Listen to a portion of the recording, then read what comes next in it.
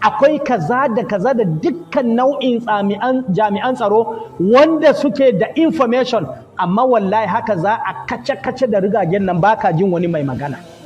Kuma in addition abun mamaki sai a kama arɗoɗin a kai Abuja. Yanzu akwai arɗo mamu da arɗon Riyom da aka kama, GOC ne ya zo da kansa da sojoji har gidansa. Ba same shi ba, ya je neman magani bai da lafiya. Da ya dawo sai ya buga GOC ya ce, oga na ji ka zo baka same ni ba, ya ce ya ce maza ka zo gobe muna da magana. Daga tafiyan nan har yau ya kai shi Abuja. Faɗan na a Bokos aka yi, Barikin Ladi, a Mangu, shi kuma a Riyom yake, arɗon Riyom, amma an kama su. Abin da fa yake faruwa kenan. Ba a taɓa wani ba in ba shi ya taɓa ba, ko ba a sani. Sannan Plateau ɗin nan babu wani ɗan arewa da ba su kashe wa mutane a wajen ba. Sun kashe Janar Alkali, sun kashe fasinja da suke fitowa Gombe su bi ta nan, wanda suke fitowa Yola, wanda suke fitowa Bauchi, wanda suke fitowa ta North East ɗin nan su biyo wajen, kullum an kashe musu mutane. Sannan wanda aka taɓa Fulanin da suke tashi daga kudu su yo Bauchi, su yo ina su je suna ‘yan ƙaura ɗin nan, duk wanda ya zo wuce sai an taɓa shi, an kashe shi, an kore shanun shi. To gaya mun yanda ake taɓa kowa, gaya mun su wane ne za su rama, Allahu alam. Don waɗansu in an taɓa za su yi makin wajen sai sun dawo sun rama, amma sai a tasan marigage da suke kusa da wajen.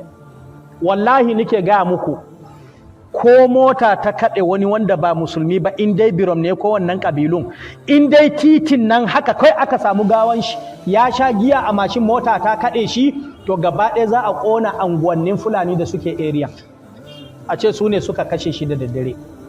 Haka fa ake zaune, ba wanda ɓarayi za su kashe sai a ce su ne, in mota ta kaɗe mutum sai a ce su ne, in mota ta yi accident sai a ce su ne. To na faɗi wannan don a ji haƙiƙanin abin da yake faruwa. Shi wannan mutuwan ɗin da yake cewa ya gano terrorist, kafin a haife shi akwai Fulani a wajen. Shekara da shekaru. Daji su suke sarewa, a lokacin babu kowa sai namun daji su zauna, sai waje ya zamanto abun nan, sai ka gan su ɗaiɗaiku suna zama a gefe-gefe, sai su ce wai ƙasan babansu ne, kakanninsu ne a wajen, a tashi musu an kwace musu gonaki. This is the reality abin da yake faruwa. Duk wanda yake son facts abin da na faɗa akan dabbobin nan da Fulani da ake jefawa drone, zan ba su. Yanda an kawo muna sashi a kwamfuta. Da yanda ake shayar da su simintin, ka ga yanda dabbobin suke mokoɗewa akwai. Da inda TV ke kore shanun dubbai suna kore su har suna yare, akwai su duka. Wanda yake son zan tura masa. Su da yake a daji suke, ba mai yin magana su ji, ba mai yin ihu su ji. Sannan duk ranar kasuwa sai an shiga inda Fulani suke cin kasuwa, a kama wannan, a kama wannan, a kama, a ce an yi arresting din shi, an ji labari yana da bindiga, an ji labari kawai. A ɓoye shi nan kusa sai a ce an kai shi Abuja. Sai waɗansu rika zuwa, a wane a dattijo ɗan kafa mun gan shi Abuja, za mu maka hanya, sai ka ba da 500,000 za mu mishi hanya, sai ka an ce a ƙara 500,000 ya zamanto miliyon, akwai ogan ma zan buga in haɗa ka da shi. Sai ka ga kawai wani mutum from nowhere, wai shi ne yana hannunmu, amma za mu sauƙaƙa maka, yana nan a laɓe a police station, amma a ce an kai shi Abuja. Duk sojan da yake jagorantan wannan al'amarin na cin zarafin al'umma, Allah Ubangi ya tsine masa albarka, Allah ya haɗa shi da wanda ya fi ƙarfin shi. Duk mai amfani da kaki na uniform, na 'yan sanda, na hukuma, na soja don cutar da jama'a al'umma musulmi, Allah tsine masa albarka, Allah hana shi jin daɗi a duk inda yake. Duk wani ɗan SS da duk wani informant na jami'an gwamnati da suke sane da wannan, da shi gwamnatin da suke sane, su ɗora ma mutane innocent people, Allah tsine musu albarka, Allah karya mulkin nasu. Ba abinda ba mu sani ba a wannan wajen. Mu ba mu taɓa maganin rahama a Plateau ba kawai. ayi wa musulmi rahama wallahi ba mu taba gani ba. Wani da an taba mai ka sai da ya ce kai hukuma aka Allah ya isa a bari kawai. Akwai na Allah da ake canja su jami'an tsaron batch by batch, akwai na Allah. Akwai mutanen kirki kamar irin su Abdulsalam da na ambata.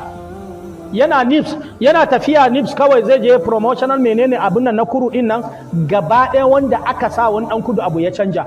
Akwai Henry a Yola koya sunan shi wanda da aka sa komanda na abin nan na JTF din gaba ɗaya lokacin da aka kashe su Senator Danton shine ya je ya ce gaba ɗaya fidda Fulani a area gaba ɗaya su tafi.